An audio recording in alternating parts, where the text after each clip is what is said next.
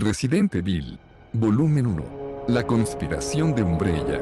Capítulo 1. Jill ya llegaba tarde a la reunión cuando, sin quererlo, metió sus llaves dentro de la taza de café que estaba tomando mientras se acercaba a la puerta. Oyó un leve tintineo apagado cuando llegaron al fondo de la taza. Se paró en seco, mirando incrédula la taza humeante y, en ese preciso instante, el fajo de papeles que llevaba bajo el otro brazo se le cayó.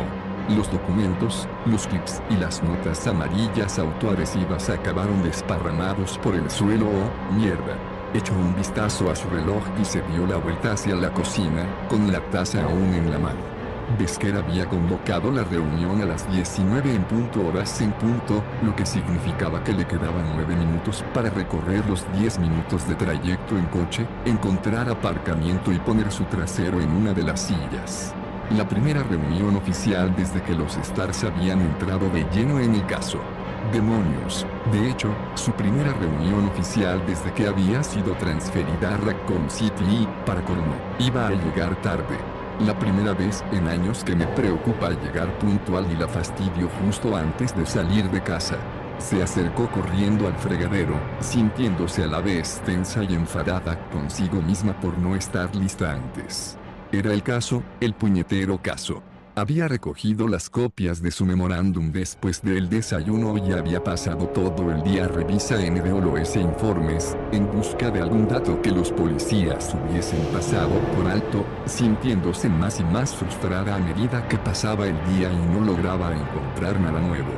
Vació la taza y recogió las llaves húmedas y tibias del fondo del fregadero. Las secó contra la tela de sus vaqueros mientras se dirigía apresuradamente hacia la puerta. Se agachó para recoger los informes, y se detuvo, mirando fijamente la fotografía que había acabado encima del montón.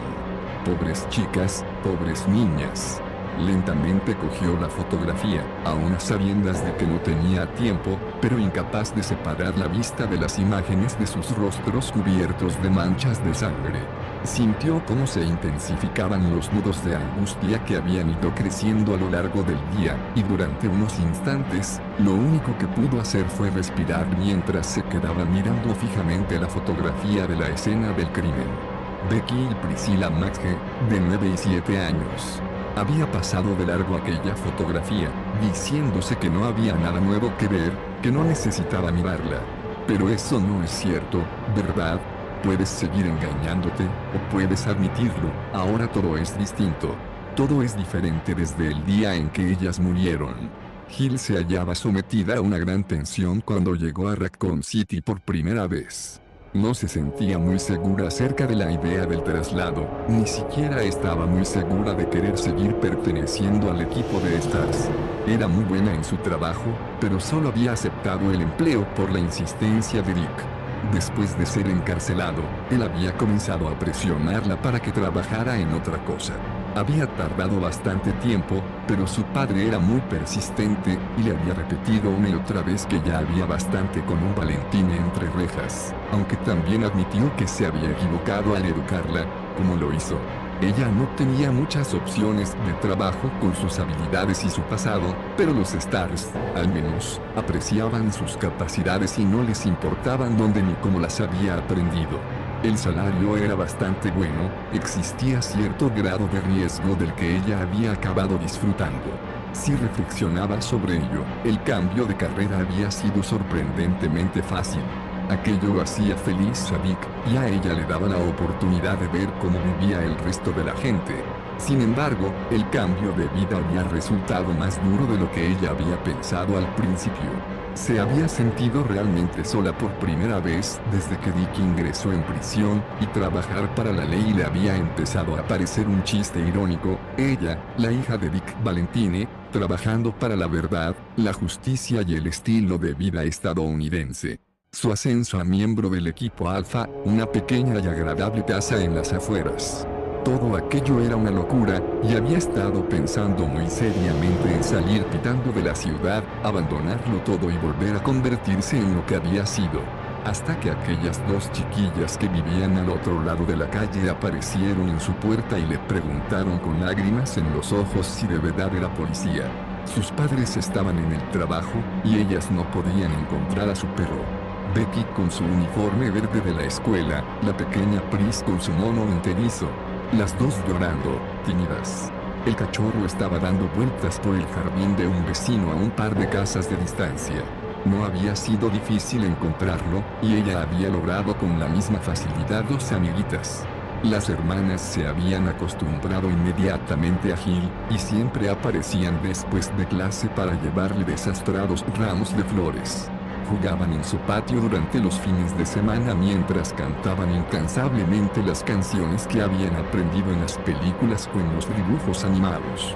No es que las niñas hubiesen acabado milagrosamente con la soledad de Gil, pero, al menos, la idea de marcharse se había quedado en la trastienda de su mente durante una temporada. Por primera vez en los 23 años de su vida, había comenzado a sentirse parte de la comunidad en la que vivía y trabajaba, y el cambio había sido tan sutil y gradual que apenas se dio cuenta de él.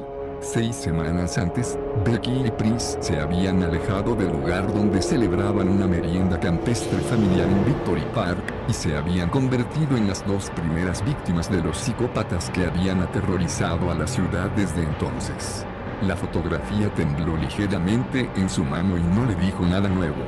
Becky estaba tumbada de espaldas, con los ojos abiertos y vacíos mirando fijamente el cielo, con un enorme agujero desgarrado en su abdomen. Pris estaba a su lado, con los brazos extendidos y sus delgadas extremidades desgarradas.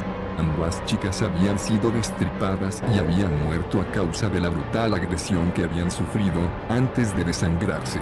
Si habían tenido tiempo de gritar, nadie las había oído. Ya basta. Han muerto, pero tú puedes hacer algo para compensarlo. Gil metió precipitadamente los papeles en la carpeta y salió de su casa. Inspiró profundamente varias veces el tibio aire de la tarde. El aroma del césped recién cortado inundaba todo el vecindario. Un perro ladraba en algún lugar de la calle, un poco más abajo, mezclado con el sonido de la risa de los niños. Se apresuró a llegar hasta el pequeño y abollado automóvil gris que estaba aparcado delante de su casa y se obligó en silencio a no mirar hacia la casa de los McG mientras ponía en marcha el coche y se alejaba del lugar. Gil atravesó las amplias calles del vecindario de las afueras con la ventanilla bajada y pisando a fondo el acelerador, pero siempre atenta a los posibles niños o mascotas que estuviesen jugando en la calle. Tampoco es que hubiera demasiados por los alrededores. Desde que habían comenzado los asesinatos, la gente mantenía a sus hijos y animales dentro de sus casas, a una plena luz del día. El pequeño automóvil se sacudió cuando aceleró por el carril que daba a la autopista 22. La brisa seca y cálida azotaba su largo cabello y lo mantenía alejado del rostro. Se sentía bien, como si se estuviese despertando de un mal sueño. Recorrió a buena velocidad la carretera bajo el sol de la tarde, que arrojaba la larga sombra de los árboles sobre el asfalto.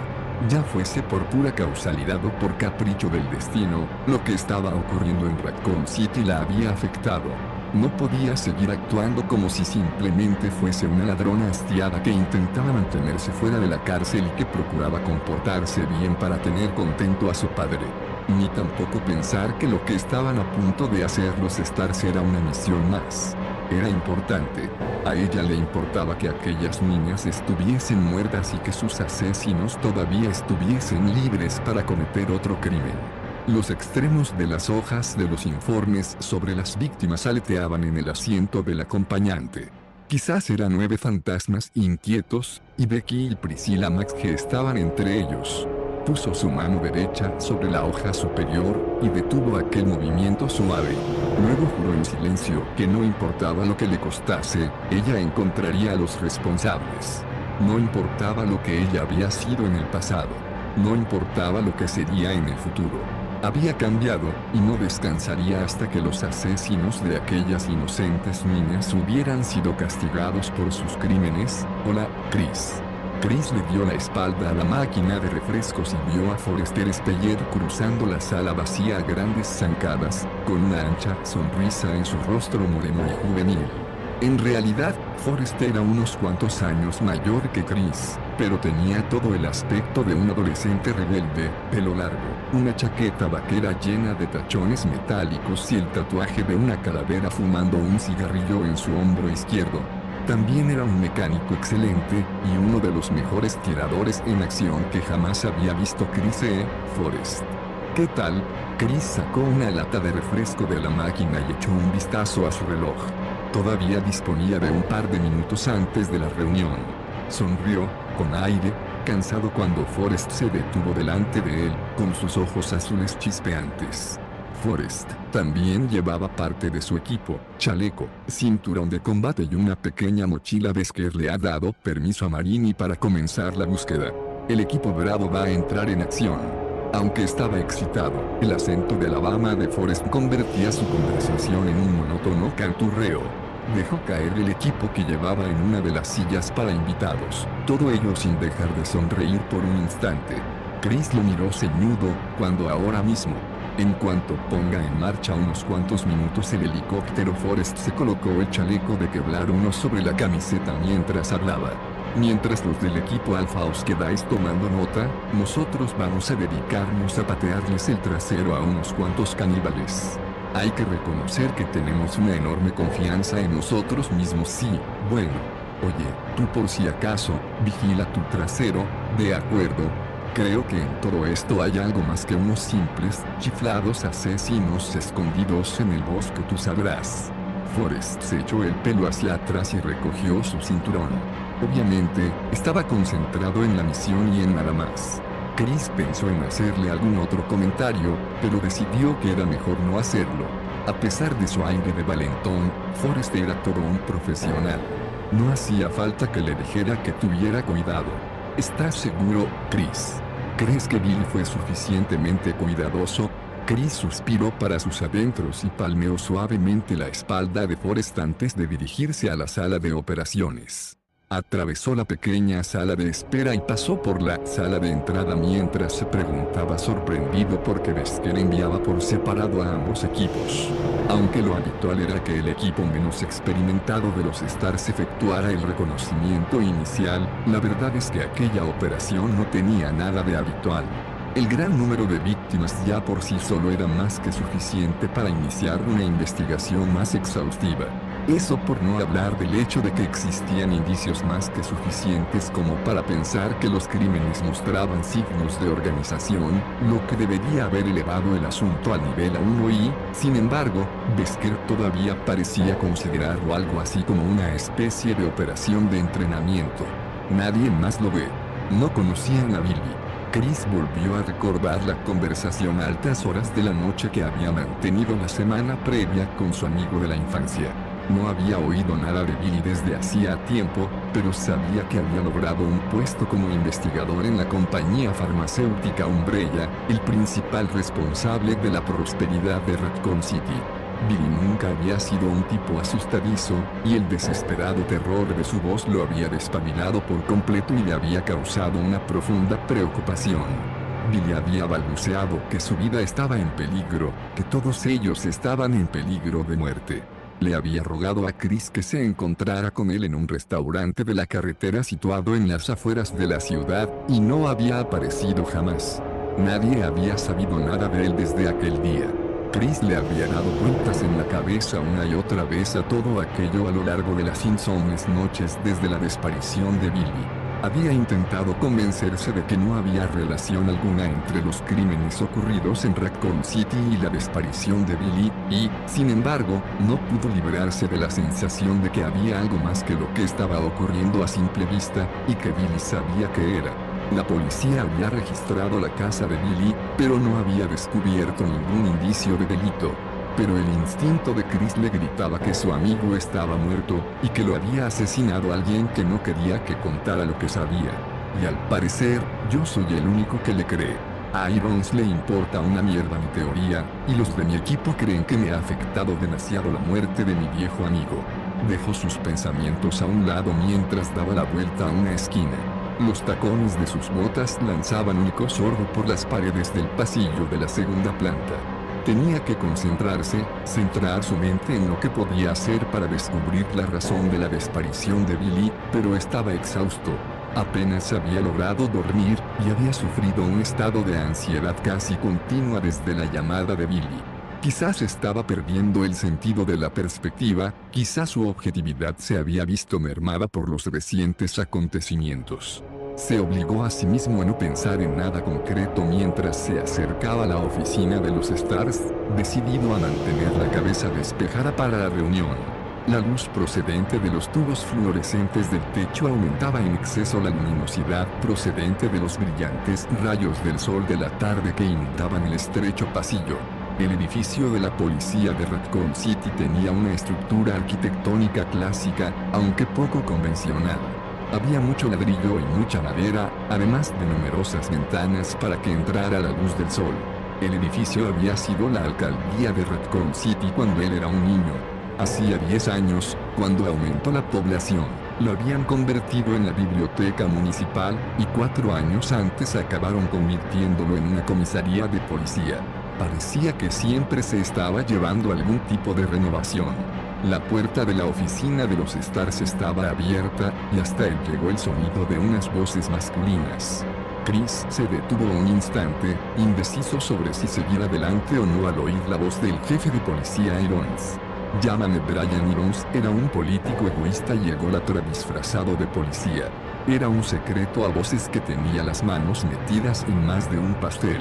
Se había visto implicado en el escándalo sobre la cesión y venta de terrenos en el distrito de Ciber, allá por 1994, y aunque no había podido demostrarse nada en los tribunales, cualquiera que lo conociera en persona no tendría ninguna clase de duda sobre su culpabilidad. Chris meneó la cabeza mientras percibía la melosa voz de Irons. Parecía increíble que durante una temporada dirigiera la sección de los Stars en Raccoon City, aunque solo fuera como un chupatintas. Era más difícil de creer que el hecho de que acabaría algún día como alcalde de aquella ciudad. Bueno, la verdad es que tampoco ayuda mucho que te odie a muerte, ¿verdad, Redfield? De grande o no, de acuerdo a Chris no le gustaba andar besando culos, y Irons no sabía mantener otro tipo de relaciones con sus subordinados. Por lo menos, Irons no era un incompetente absoluto, ya que había recibido entrenamiento militar. Chris puso su mejor cara de circunstancias y entró en la pequeña y atestada estancia que servía como centro de operaciones y oficina. Berry y Joseph estaban sentados en la mesa común. Hablaban en voz baja mientras revisaban una caja llena de papeles. Brad Vickers, el piloto del equipo Alpha, bebía café al mismo tiempo que mantenía la mirada fija en la pantalla del ordenador, con una expresión amargada en el rostro. Al otro lado de la estancia se encontraba el capitán Besker, recostado sobre su silla, con una sonrisa fijada en su cara mientras escuchaba al jefe Irons. El policía apoyaba su corpulento cuerpo sobre el escritorio de Besker, a la vez que se acariciaba el bigote con los dedos de una mano, así que le dije, vas a escribir lo que te digo, Bertolucci, y te va a gustar, o no vas a recibir ni un solo comunicado de prensa más de esta oficina. Y va el tipo y me dice, Chris, dijo Besker interrumpiendo a Irons al mismo tiempo que se echaba hacia adelante en su silla. Me alegro de que hayas llegado. Parece que por fin vamos a dejar de perder el tiempo. Irons le lanzó una mirada furibunda, pero Chris mantuvo la misma expresión en su rostro. Besker tampoco pareció darle demasiada importancia al enfado de Irons, ni mostró ningún esfuerzo superior al de ser simplemente educado con él. Y, por el brillo de su mirada, tampoco parecía importarle mucho que Irons lo supiera. Chris atravesó la oficina y se quedó en pie al lado del escritorio que compartía con Ken Sullivan, uno de los miembros del equipo Bravo. Puesto que en la mayoría de las ocasiones ambos equipos trabajaban en turnos diferentes, tampoco necesitaban demasiado espacio. Dejó la lata de refresco sin abrir encima de la mesa y se giró para mirar a Besker. ¿Vas a enviar el equipo Bravo? El capitán le devolvió la mirada, impertérrito y con los brazos cruzados sobre el pecho. Es el procedimiento habitual, Chris. Chris se sentó con el entrecejo fruncido. Sí, ya lo sé, pero con todo lo que habíamos hablado durante la última semana, pensé que quizás... Irons lo interrumpió. Yo di la orden, Redfield. Sé que piensas que existe algún tipo de trama secreta en todo esto, pero yo no veo ninguna razón para cambiar el sistema habitual. Cretino santurrón. Chris se obligó a sí mismo a mostrarle una sonrisa, a sabiendas de que aquello irritaría a Irons. Por supuesto, señor. No tiene por qué darme explicaciones. Irón se quedó mirándolo unos instantes, entrecerrando los ojos, pero finalmente dejó pasar el comentario y se giró hacia Beskar. Espero un informe en cuanto regrese el equipo Bravo. Y ahora, si me disculpa, capitán. Beskar se limitó a asentir. Jefe. Irón pasó al lado de Chris y salió de la estancia. Había pasado menos de un minuto desde su marcha cuando Berry comenzó el choteo. ¿Creéis que el jefe Irón ha logrado cagar hoy? Lo digo porque quizá debería poner cada uno algo de dinero para comprarle unos cuantos laxantes estas navidades. Joseph y Brad soltaron unas cuantas carcajadas, pero Chris no logró unirse a la alegría general. Un tipo, como Irón, era un chiste con patas, pero su manejo de la investigación no era nada divertido. Debería haber llamado a los Stars desde el mismísimo comienzo, y no limitarse a permitirles ser un apoyo. Volvió a mirar a Beskar. Era difícil adivinar lo que pensaba un hombre que mostraba siempre la misma expresión. Había llegado procedente de Nueva York unos cuantos meses atrás, y había tomado el mando de los Stars de Raccoon City. En todo aquel tiempo, Chris no había logrado adivinar apenas nada sobre su carácter. El nuevo capitán parecía ser todo lo que su reputación había prometido: tranquilo, profesional y eficaz. Sin embargo, mantenía las distancias con el resto del equipo, como si a veces tuviera la cabeza en otro sitio y no en lo que se estaba hablando. Beskar suspiró y se puso en pie. Lo siento, Chris. Sé que querías que el plan fuese de otra manera, sin embargo Irons no hizo demasiado caso a tus sospechas. Chris asintió lentamente. Es posible que Beskar hubiera efectuado algunas sugerencias, pero el único con la capacidad para subir el nivel de gravedad de una misión era Irons. No es culpa tuya. Berry se acercó hasta ellos rascándose su pelirroja barba con los dedos de una mano enorme. Berry Burton solo medía 1,80 m, pero tenía la robustez de un camión. Su única pasión, aparte de su familia y de su colección de armas, era el levantamiento de pesas, y los resultados de su afición eran claramente visibles. No te preocupes, Chris. Marini nos llamará en el mismo instante que haya el mínimo problema. Irons solo está tratando de molestarte. Chris asintió de nuevo, pero seguía sin gustarle ni un pelo.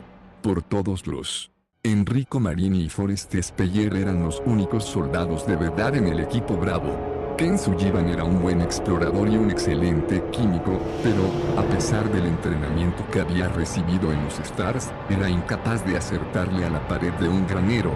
Richard Rankin era un experto de primera clase en comunicaciones, pero también carecía de experiencia de campo. Para rematar el equipo Bravo, estaba Rebecca Chambers, quien solo le daba 3 semanas de los Stars, y era, supuestamente, una especie de genio de la medicina.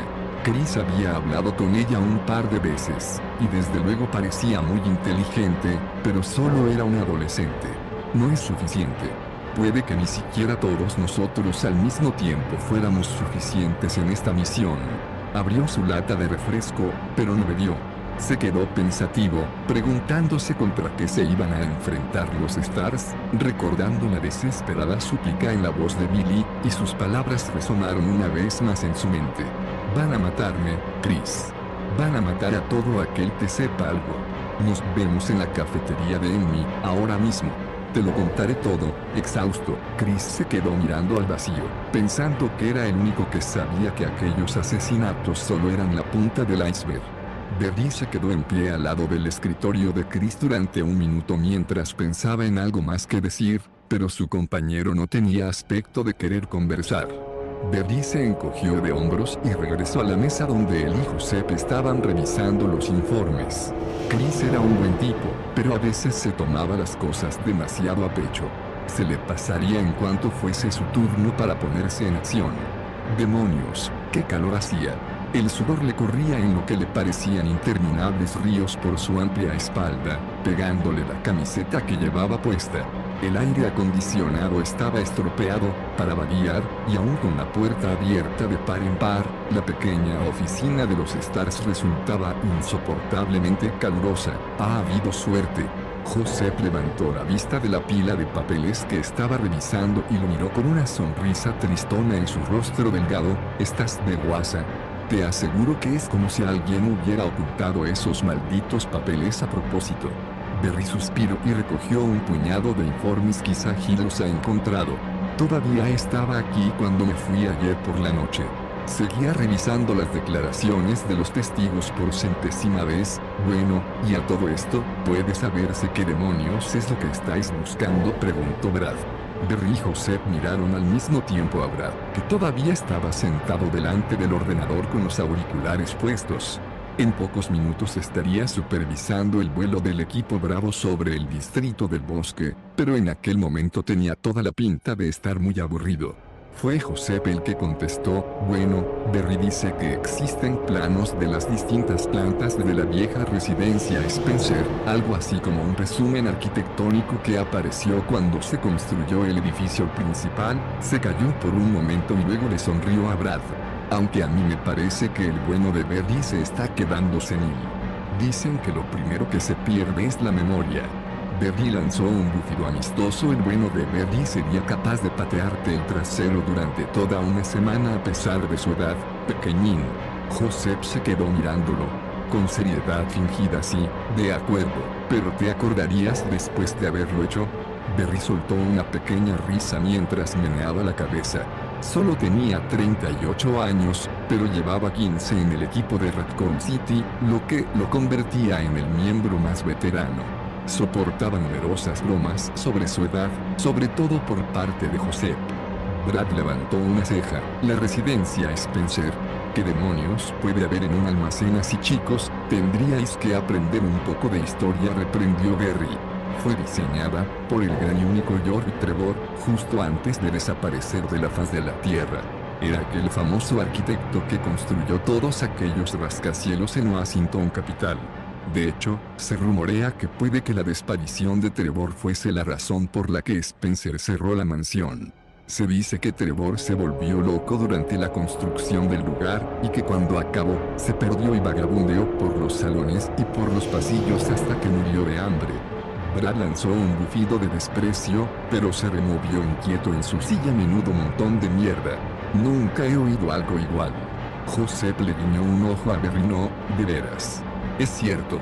Ahora su torturado espíritu vaga por la mansión todas las noches, pálido y enjuto, y he oído decir que a veces se le oye hablar, y que dice algo así como: traedme a Vickers.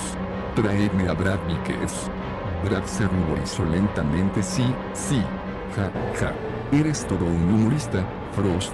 Berry sonrió mientras volvía a menear la cabeza, pero se preguntó de nuevo cómo era posible que Brad hubiese llegado hasta el equipo Alpha.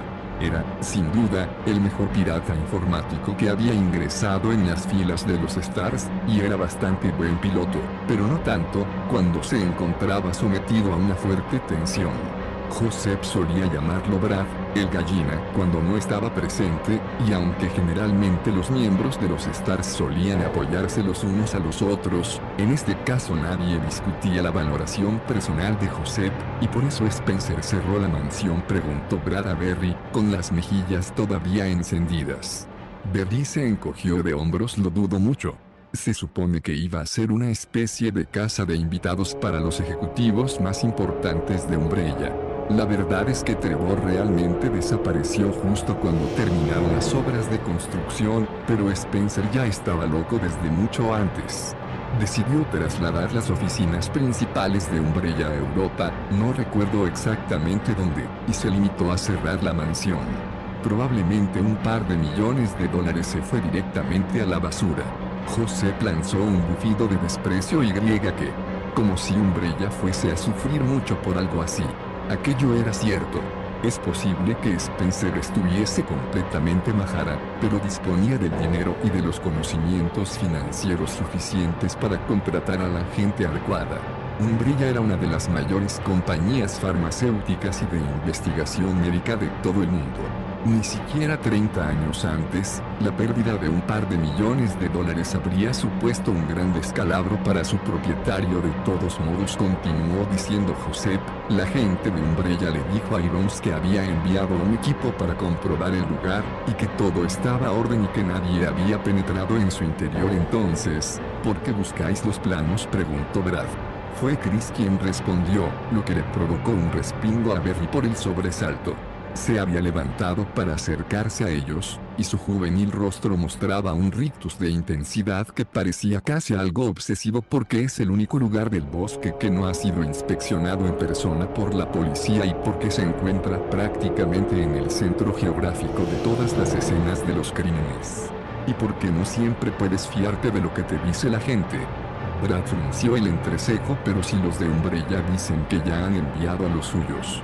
Sea cual fuese la respuesta que tenía preparada Chris, fue interrumpida por la suave voz de Wesker, que se alzó desde el centro de la habitación. Muy bien, gente.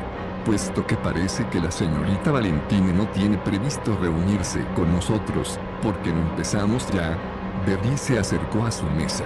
Empezó a preocuparse por Chris por primera vez desde que todo aquel asunto había comenzado. Lo había reclutado para los Stars hacía ya unos cuantos años gracias a un encuentro casual en una armería de la localidad. Chris había demostrado ser una incorporación valiosa al equipo, un joven inteligente y planificador, además de un tirador de primera y un piloto muy capacitado. Pero ahora, Berry miró con cariño la fotografía de Katy y de sus hijas que tenía sobre la mesa. La obsesión que sentía Chris por resolver los crímenes de Raccoon City era más que comprensible, sobre todo después de que su amigo desapareciera sin dejar rastro. Ninguno de los habitantes de la ciudad quería que se produjera otro crimen semejante. Berry tenía una familia, y estaba tan decidido como cualquier otro miembro del equipo a acabar con los asesinos, pero las sospechas de Chris habían llegado demasiado lejos. ¿Qué quería decir con eso de no siempre puedes fiarte de lo que te dice la gente? O bien que Umbrella mentía, o bien que el jefe Irons estaba. Aquello era ridículo. La fábrica y los edificios administrativos de Umbrella situados en las afueras de Raccoon City proporcionaban 3/4 partes de los empleos de la ciudad. Sería contraproducente para ellos mentir. Además, la integridad de Umbrella era tan sólida como la de cualquier otra gran corporación. Es posible que participara en casos de espionaje industrial, pero el robo de secretos médicos estaba muy lejos de ser un asesinato. Y, en cuanto al jefe Irons, puede que fuese un gordo y escurridizo aprendiz de politicucho, pero no era del tipo de funcionarios que se arriesgaba más allá de aceptar fondos ilegales para sus campañas. Por Dios santo, el tipo quería llegar a ser alcalde. La mirada de Berry se quedó clavada en la foto de su familia unos instantes más, antes de que diera la vuelta a la silla para situarse de frente a la mesa de Wesker. De repente, se dio cuenta de que quería con todas sus fuerzas que Chris estuviera equivocado. Fuera lo que fuese que estaba pasando en Raccoon City, aquella clase de feroz brutalidad no podía ser planeada. Y eso significaba que... Berry no sabía qué significaba. Suspiró y esperó a que comenzara la reunión.